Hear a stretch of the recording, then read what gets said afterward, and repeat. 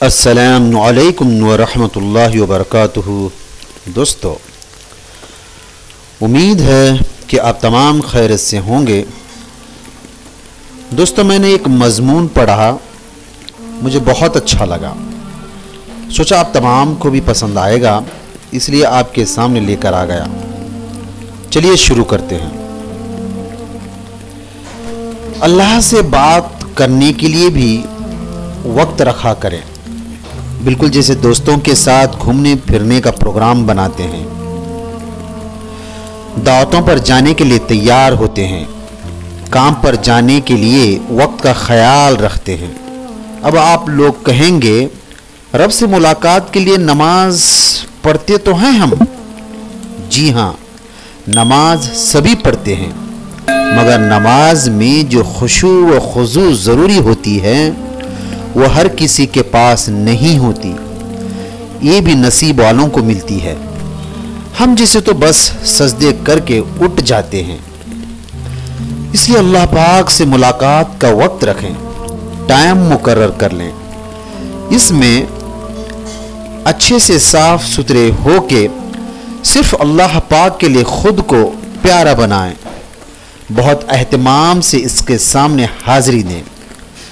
کچھ نہیں کرنا، آپ کو کوئی نفل نہیں پڑھنی ہے، کوئی لمبی لمبی تسبیحات نہیں کرنی، بس خود کو اپنے رب کے لیے پیارا سا بنائیں، جائے نماز بچھائیں اور بیٹھ جائیں، اللہ پاک کو اپنا حال چال سنائیں، اپنی مشکلات بتائیں، بالکل ایسے ہی جیسے اپنے کسی جگری دوست کو بتاتے ہیں۔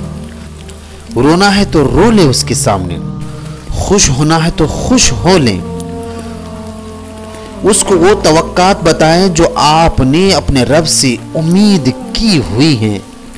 دوسروں سے جو شکوے شکایت ہیں اپنے رب کو بتائیں، اپنی کمزوریوں کو اس کے سامنے مانیں، اپنی غلطیوں کا اقرار کریں، شکر ادا کریں، معافیاں مانگیں، جو دل کرتا ہے اپنے رب سے وہ بات کریں۔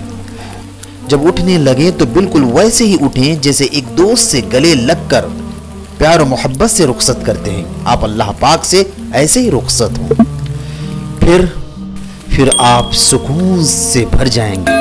پتہ ہے، جو شکایات آپ اللہ پاک سے کر کے آئے ہوں وہ خود بخود ختم ہونے لگیں گی، شکر بڑھ جائے گا، دل صاف ہونے لگے گا، اور سب سے بڑھ کر اللہ پاک کی ذات آپ کے ساتھ ہونے کا احساس رہنے لگے گا۔ آپ تنہا ہو کر بھی تنہا نہیں ہوں گے، آپ کے پاس بیٹھنے والے لوگ بھی سکون محسوس کریں گے۔ اور پتہ ہے کیا، آپ کو اپنے رب سے بہترین دوست کہیں نہیں ملے گا، آپ کو اپنے رب سے بہترین دوست کہیں نہیں ملے گا، تو اپنے رب سے دوستی کریں، اپنے رب سے دوستی کریں۔